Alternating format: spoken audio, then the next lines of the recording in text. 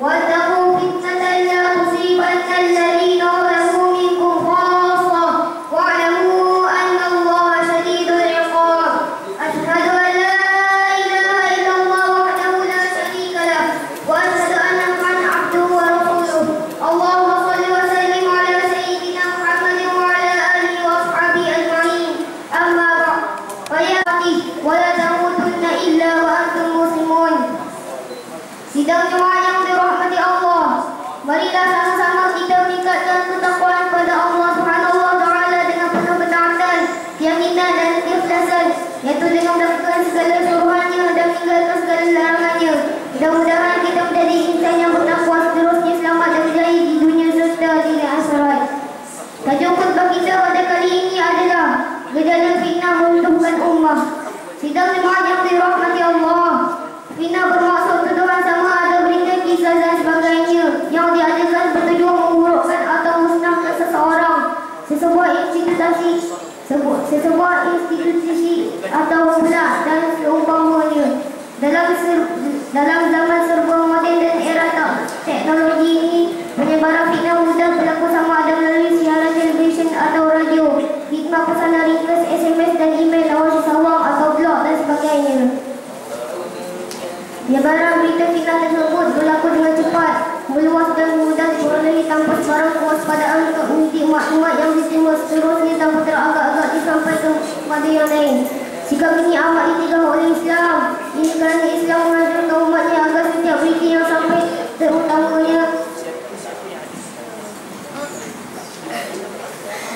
terutama melalui orang yang digolongkan sebagai fasik, iaitu mereka yang tidak memberikan perintah Allah Subhanahu wa taala tanpa diselidiki terlebih dahulu sebelum disebarkan kepada yang lain.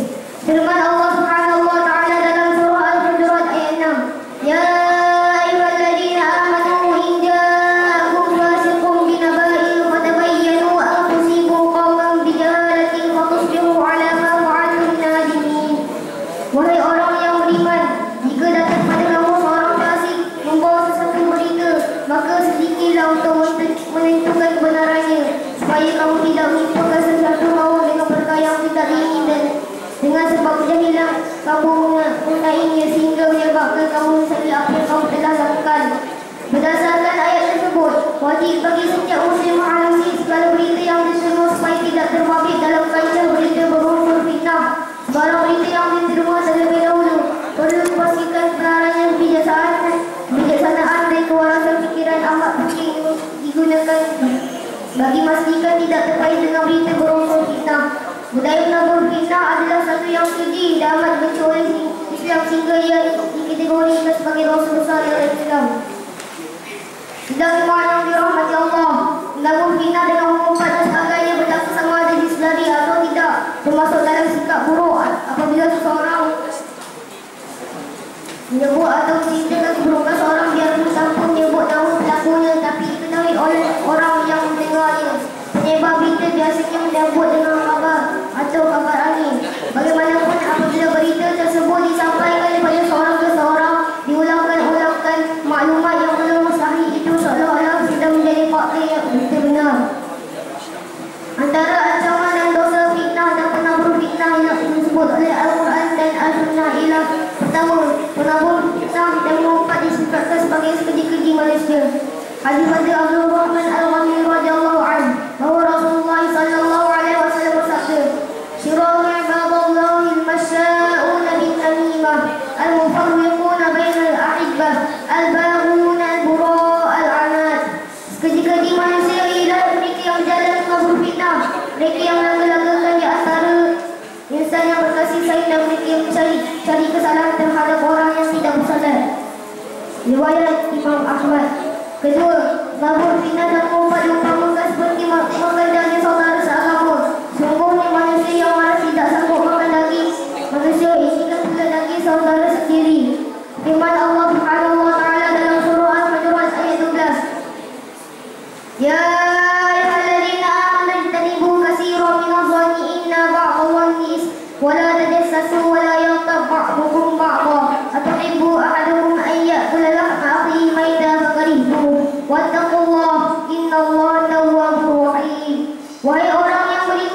Jauhilah kebanyakan pada sangkaan, kerana semuanya sebagian daripada sangkaan itu adalah berdosa.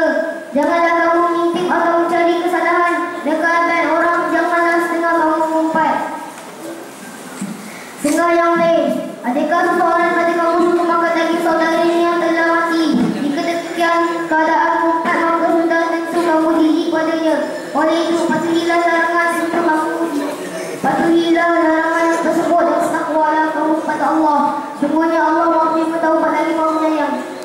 Ketiga, penabur fitnah mengumpat disiksa dalam kubur. Hadis pada Ibn Abbas radhiyallahu anhu bahawa Rasulullah sallallahu alaihi wasallam bersabda, "Innahu la ya'lamu wa ma ya'lamu fi kabira, amma ahaduhuma fa kana la yastatiru min al-bawl wa amma al-akharu fa kana yamshi bin namimah." Sesungguhnya mereka berdua di antara tidak ada dua yang disebabkan dosa-dosa besar yang mereka lakukan, tapi disebabkan salah seorang mereka tidak dapat meneruskan air kencing dan seorang lagi mencegah ke masyarakat dengan berjalan ke berfitnah. Riwayat Imam Al-Bukhari. Keempat, Nabi sallallahu alaihi wasallam menyebut bahawa penabur fitnah tidak masuk syurga. Hadis pada Hudzaifah radhiyallahu anhu bahawa Rasulullah sallallahu alaihi wasallam bersabda, "La yadkhulul jannata qattat." Tidak masuk syurga orang yang suka menabur fitnah. Riwayat Imam Al-Bukhari. Tidak dimaknai oleh rahmat Allah dengan ancaman dan dosa fitnah dan penabur fitnah sebagaimana yang disebut oleh syarak.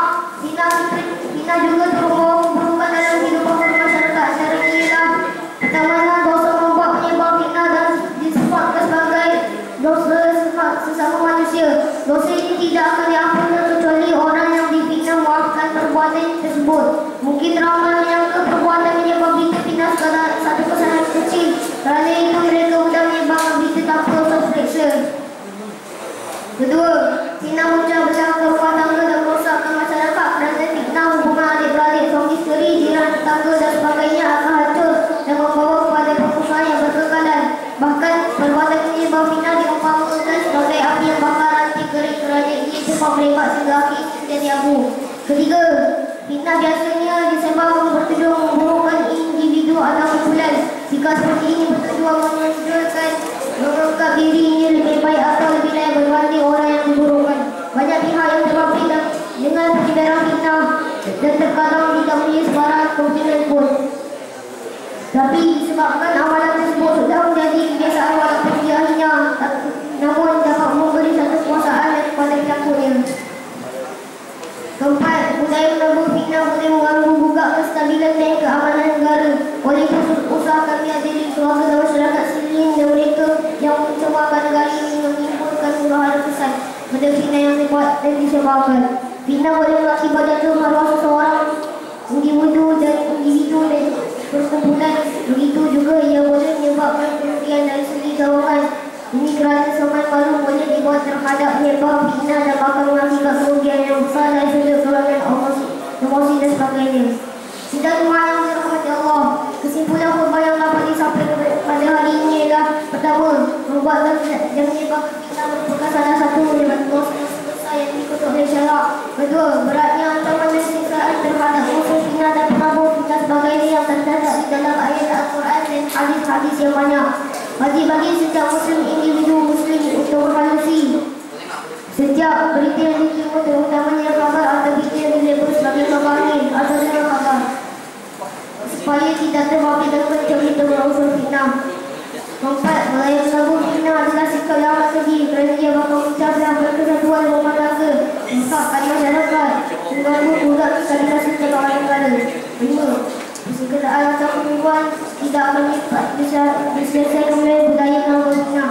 Sebaliknya, segala permasalahan akan selesai dengan wujudnya sikap rendah diri, bertolak ukur dan saling maafkan. Barakallahu li wa lakum bil Qur'anil azim wa nafa'ani wa iyyakum bima fihi minal